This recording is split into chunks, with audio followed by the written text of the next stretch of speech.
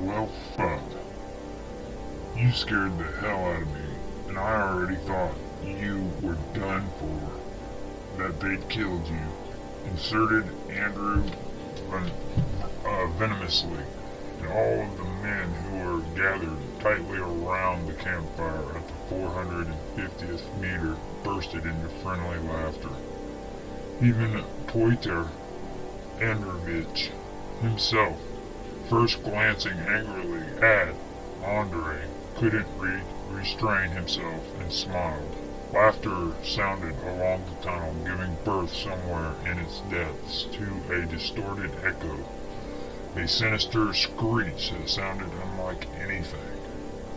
And anyone gradually fell silent upon hearing it.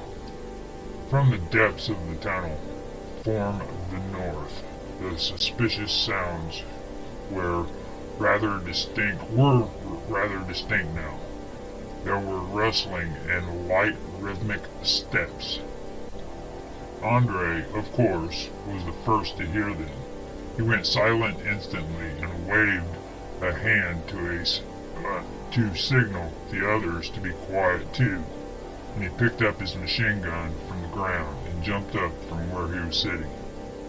Slowly undoing his safety catch and loading a cartridge, he backed to the wall. He silently moved from the fireside into the tunnel. Artyom got up too. He was curious to see who he had missed, and the last time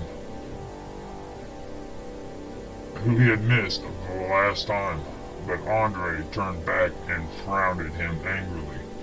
He stopped at the border of the darkness, put his gun to his shoulder, and lay down flat, shouting, "Give me some light." One of the guys holding a powerful accumulator flashlight, which had been assembled from old car lights, turned it on, and the bright beam ripped through the darkness. Snatching from the darkness, a fuzzy silhouette appeared on the floor for a second. It was something small, something not really scary looking, something which rushed back to the north. Artyom couldn't restrain himself, and he cried out, "Shoot! It's getting away!" But for some reason, Andrei did not shoot. Pyotr Andreevich got up too, keeping his machine gun at the ready, and shouted, "Andreyokya, you still alive?" The guy sitting at the fire whispered in agitation, hearing the lock of Andrei's gun slide back. Finally, Andrei appeared in the light, and the flashlight dusting off his jacket. "Yes, I'm alive, he said, laughing. "Why you snorting, Pyotr?" Andreevich asked him suspiciously. "It had 3 feet and 2 heads. Mutants. The Dark Ones are here. They'll cut our throats. Shoot, or they'll get away.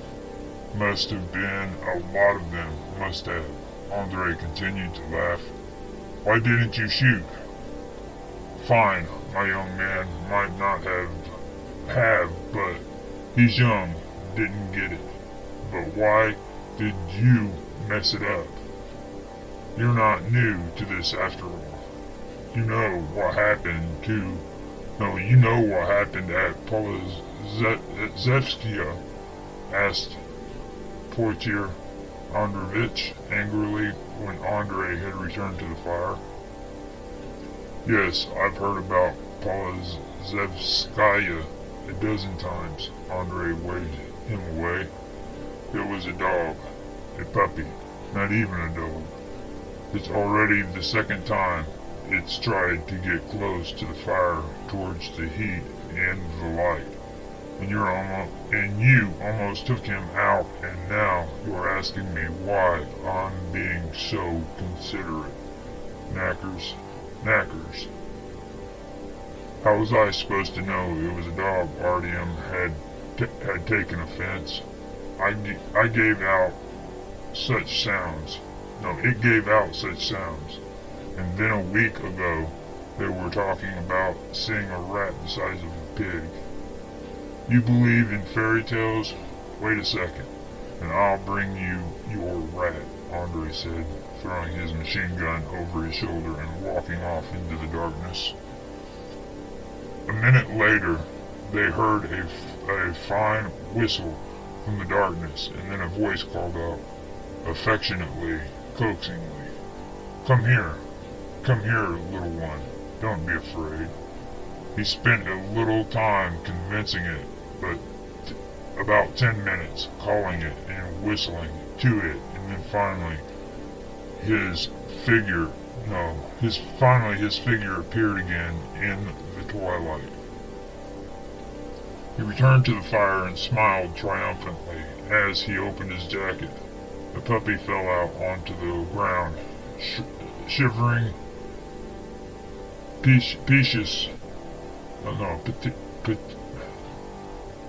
Pecious, wet and intolerably dirty, with matted fur of an indistinct color and black eyes full of horror and flattened ears. Once on the ground, he immediately tried to get away, but Andre's firm hand grabbed it and held it in place. Petting it on its head, he removed his jacket and covered the little dog. "The puppy needs to be warmed up," he explained. "Come on, Andre. It's a flea bag." Wojciech Androvich tried to bring Andre to his senses, and he might even have worms. And generally, you might pick up an infection and spread it through the station. "Okay, Wojciech, that's enough. Stop whining. Just look at it." And he pulled back the flaps of his jacket, showing Wojciech the muzzle of the puppy that was still shivering either out of fear or cold. "Look at its eyes. Those eyes could never lie." Wojciech Androvich looked at the puppy skeptically. They were frightened eyes, but they were undoubtedly honest. Wojciech Androvich thought a bit. "All right, you nature lover. Wait, I'll find something for him to chew on," he muttered and started to look for his rucksack. Have a look. You never know, maybe something useful will grow from it. A German shepherd, for example, Andre said, and moved the jacket containing the puppy closer to the fire. "But where could a puppy come from to get here? There aren't any people in that direction, only dark ones. Do the dark ones keep dogs?" One of Andre's men, a thin man with tousled hair who hadn't said anything until now, asked as he looked suspiciously at the puppy, who had dozed off in the heat. "You're right, of course, Kirill," Andre answered seriously. "The dark ones don't keep pets as far as I know." "Well, how do they live then? What do they eat anyway?" asked another man, scratching his unshaven jaw with a light, electric crackling sound. He was tall and obviously battle-hardened, broad-shouldered, and thick-set, with a completely shaven beard. He had dressed in a long and well-sewn leather cloak, which, in this day and age, was a rarity. "What do they eat?" "They say they eat all kinds of junk. They eat carrion. They eat rats. They eat humans. They're not picky, you know," answered Andre, contorting his face in disgust. "Cannibals?" asked the man with the shaved head, without a shadow of surprise, and it sounded as if though he'd come across cannibals before. "Cannibals? They're not even human. They're undead. Who knows what the hell they are? It's good they don't, it's good they don't have weapons, so we're able to fend them off for the time being. Portier, remember, 6 months ago we managed to take one of them captive. I remember, spoke up Portier Androvich. He sat in our lockup for 2 weeks, wouldn't drink our water, wouldn't touch our food, and then croaked. You didn't interrogate him? Asked the man. He didn't understand a word we said in our language. They'd speak plain Russian to him, and he'd keep quiet. He kept quiet the entire time, like his mouth was full of water. They'd beat him, too, and he said nothing. And they'd give him something to eat, and he'd say nothing. He'd just growl every once in a while, and he howled so loudly just before he died that the whole station woke up. So how'd the dog get here anyhow? Kirill reminded them. Who the hell knows how it got here? Maybe it ran away from them. Maybe they wanted to eat it. It's about 2 kilometers to here. Couldn't a dog have run here from there? Maybe it belonged to someone. Maybe someone was coming from the north and fell on the dark ones, and the little dog managed to get away. Doesn't matter anyhow how he got here. Look at him yourself. Doesn't he look like a monster? Like a mutant? No. She's a little puppy dog, nothing special, and she's drawn to people. That means she's used to us. Otherwise, why would she have tried 3 times to get close to the fire? Kirill went silent, thinking through the argument. Pyotr Androvich filled up the kettle with water from the canister and asked, Anyone want more tea? Let's have a final cup. Soon it'll be time for us to be relieved. Tea, now you're talking. Let's have some. Andrei said, and the others became animated at the idea as well. The kettle came to a boil.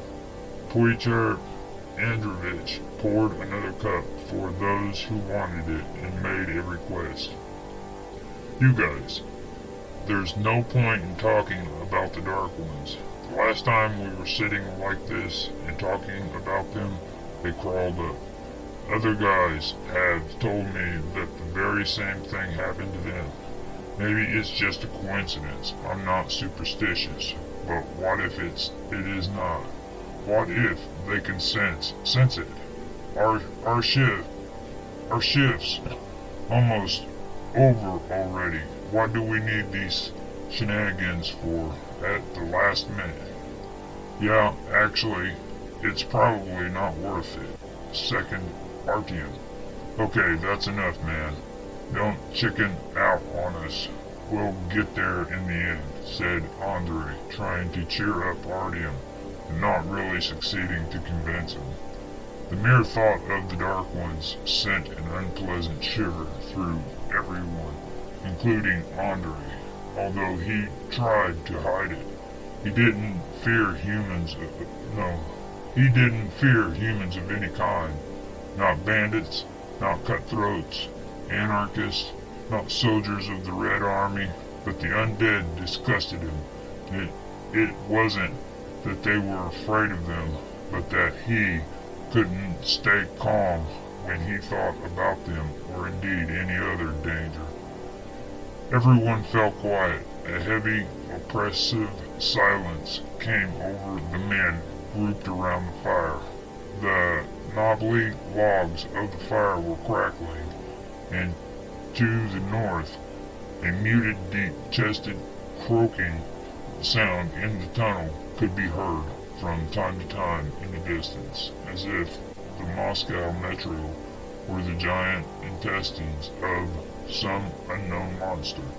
And those sounds were really terrifying.